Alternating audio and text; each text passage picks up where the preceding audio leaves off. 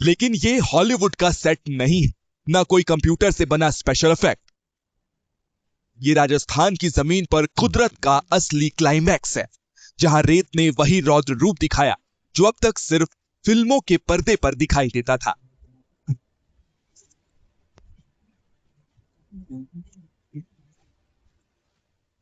जमीन से आसमान तक उठता धूल का बवंडर, घूमती हुई रेत की विशाल दीवार और उसके सामने बेबस खड़े लोग। कुछ सेकंड में साफ आसमान गायब हो गया, दिन में अंधेरा छा गया और पूरा इलाका रेत की कब्जे में चला गया।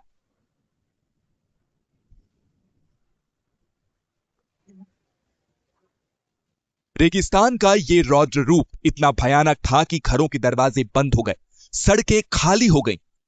लोग बस यही सोचते रह गए कि आखिर कुदरत का ये तूफानी ट्रेलर कब थमेगा, क्योंकि जो कल तक सिनेमा के पर्दे पर दिखता था वो अब राजस्थान की हकीकत बनकर सामने था।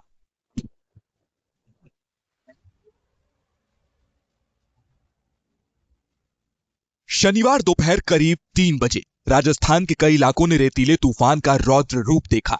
इस रेतीले तूफान की शुरुआत हनुमानगढ़ और श्री गंगानगर से हुई थी और फिर इसने बीकानेर, चूरू और सीकर समेत 5 जिलों को भी अपनी आगोश में ले लिया।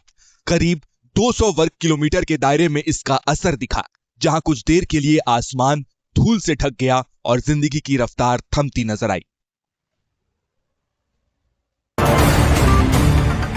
नमस्ते, मैं दिनेश मौत। और ये देखिए आप, फतेहपुर शहर की तरफ एक विशाल तूफान है, वो चला आ रहा है। ये देखिए आप, ये रामगढ़ की तरफ से फतेहपुर की ओर आ रहा है। तस्वीरों में देख सकते हैं आप, बहुत ही विशाल।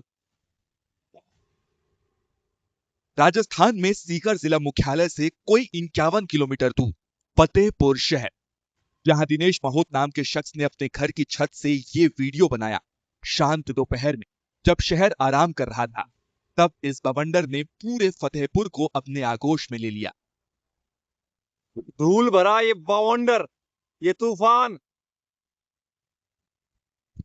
आवाज सुनाई दे रही है, क्योंकि जहां से निकलता है, जिस ओर से निकलता है, दीवारें तक हिल जाती है।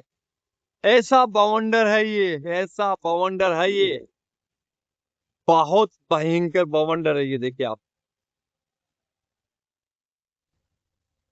आसमान में उठी धूल की ये दीवार जहां जहां बढ़ी, वहां वहां डर और दहशत का साया फैलता चला गया।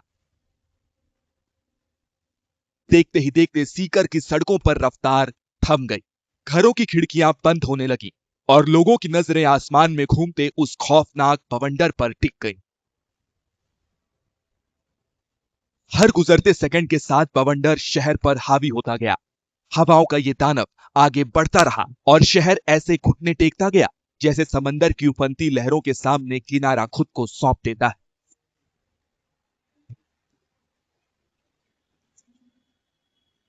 इक्का दुक्का गाड़ियां गुजर रही, लग रहा है कि वो भी इस बवंडर से भागने की कोशिश कर रही। कुछ लोगों ने अपनी गाड़ियां खड़ी कर दी। 24 घंटे बीत चुके हैं, लेकिन सीकर के लोगों के जहन से वो मंजर मिटा नहीं, जब चंद मिनटों के बवंडर ने पूरे शहर को बेबस कर दिया था। का माहौल, और जिस तरह की आंधी आई थी तो बहुत ज्यादा, मतलब डर का भय बन गया था सभी के अंदर कि ये क्या हो रहा है, क्या नहीं हो रहा है, समझ में नहीं आया। कुछ कुछ समझने का मौका ही नहीं मिला कि बहुत ज्यादा नुकसान हो गया आसपास के एरिया में। तो शाम को आंधी आई, सेट तीन सेट वगैरह भी उड़ गया हमारे से, लेकिन काफी परेशानियों का सामना करना पड़ा। तो जो आंधी आई वो देख के हम सब लोग डर गए थे, हमारे बैग वगैरह सब उड़ गए। कल जो तूफान आया, हमने सीकर में पहली बार देखा। ऐसा तूफान आज तक कभी आया नहीं। रेत का गुबार जब आसमान को निकलने लगा तो जमीन पर खड़े लोग सिर्फ देखते रह गए। पाकिस्तान की ओर से उठा ये रेतीला बवंडर जैसे जैसे आगे बढ़ा, वैसे वैसे खौफ का दायरा भी बढ़ता चला गया। ये सिर्फ एक शहर पर नहीं आया था। शुरुआत श्री गंगानगर और हनुमानगढ़ से हुई, लेकिन तेज हवाओं का ये चक्रव्यूह यहीं नहीं रुका। आगे बढ़ते बढ़ते इसने राजस्थान के कई इलाकों को अपनी चपेट में ले लिया। कुछ ही मिनटों में हवाओं ने ऐसा रौद्र रूप दिखाया कि जहां जहां ये बवंडर पहुंचा, वहां जिंदगी की रफ्तार थमने लगी। सड़कें धूल के समंदर में गुम हो गईं, आसमान का रंग बदल गया और शहर कुदरत की इस ताकत के आगे बेबस नजर आने लगा। अनुमान नहीं था कि ऐसी आंधी आएगी। हमने तो जिंदगी में पहली बार ऐसी आंधी देखी है कि दिन के अंदर 2 बजे के टाइम में रात हो जाना, ये पहले बार देखा है। और यातायात है वो भी सब लाइट लगा के इधर उधर निकल रहे हैं और काफी परेशानी का इसमें सामना करना पड़ रहा है। बवंडर के बीच ये आप बीती चूरू की है। शनिवार की दोपहर 2 बजे के करीब का वक्त था जब धूल भरी आंधी का ये चक्रव्यूह चूरू शहर में दाखिल हुआ तो पूरा चूरू कुदरत के इस कहर के सामने बेबस नजर आने लगा। कुछ मीटर दूर तक देखना मुश्किल हो गया। बच्चे कौतूहल में उसे देख रहे थे और आने वाले संकट से शायद अनजान थे।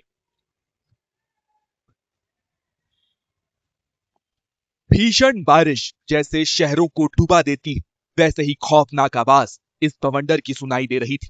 लोग बताते हैं कि 5 से 6 साल में ऐसा बवंडर नहीं देखा। इस तरीके का तूफान आंधी आई कि दिन में भी रात का सा नजारा देखने को मिल रहा था और दिन में ही गाड़ियों की लाइटें जलानी पड़ी और पक्षियां भी खूब मरे हैं और नुकसान खूब हुआ है। आंधी काफी भयंकर थी, धूल भरी आंधी थी जिसके कारण पेड़ है और भी बहुत सारे पक्षियां वगैरह काफी इनका नुकसान हुआ। जो आज आंधी आई है ये शायद कई सालों बाद में आई है ऐसी आंधी। गर्मी के लिए पूरे देश में चूरू शहर की चर्चा होती है और जब ये बवंडर शहर में चुपचाप दाखिल हो रहा था तो देखिए ऐसा लग रहा था जैसे कोई जमीन के छोटे टुकड़े को तिरपाल से ढक रहा हो। जो शख्स इस वीडियो को अपने मोबाइल में रिकॉर्ड कर रहा था जब उसके करीब बवंडर आया तो देखिए क्या हुआ। चूरू पहुंचते पहुंचते रेतीले तूफान ने काली पीली आंधी का रूप ले लिया और दिन में ही अंधेरे जैसे हालात बन गए।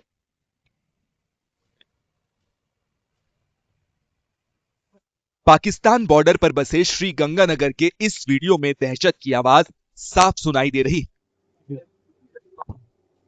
शनिवार की दोपहर करीब 70 किलोमीटर की रफ्तार से रेत का ये बवंडर आया जो करीब आधे घंटे तक रहा।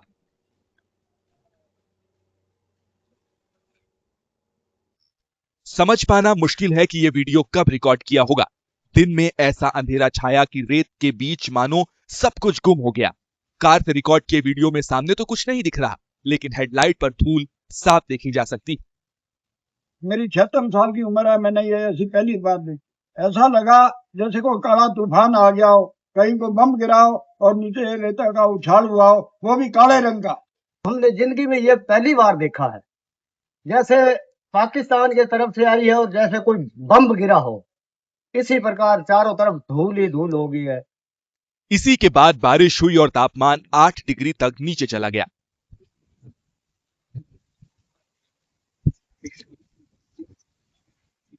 श्री गंगानगर से सटे हनुमानगढ़ जिले की तस्वीर है। पाकिस्तान बॉर्डर से उठे तूफान ने 60 से 80 किलोमीटर प्रति घंटे की रफ्तार पकड़ी तो पूरा शहर थम सा गया।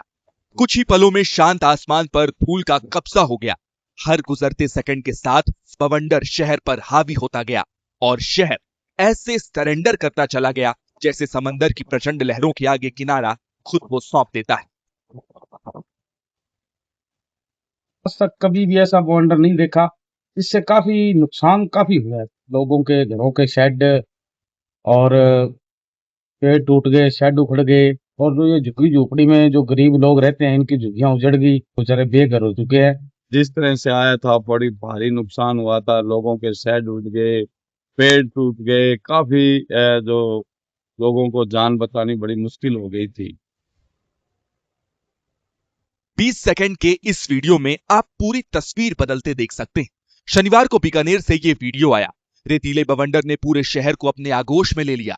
घर के ऊपर धूल का सैलाब चंद सेकंड में आकर गुजर गया। दिन में अंधेरा हो गया और शहर में हर जगह सिर्फ रेत का कब्जा। क्या कोई ये कह सकता है कि ये देर रात नहीं, भरी दोपहर की तस्वीर है। दोपहर 3 बजे विशाल काय और गगनचुंबी बवंडर उठा, जिसके बाद लाल आसमान,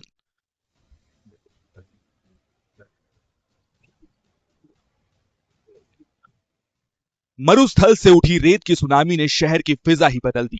100 किलोमीटर प्रति घंटे से भी तेज इस बवंडर की रफ्तार रही।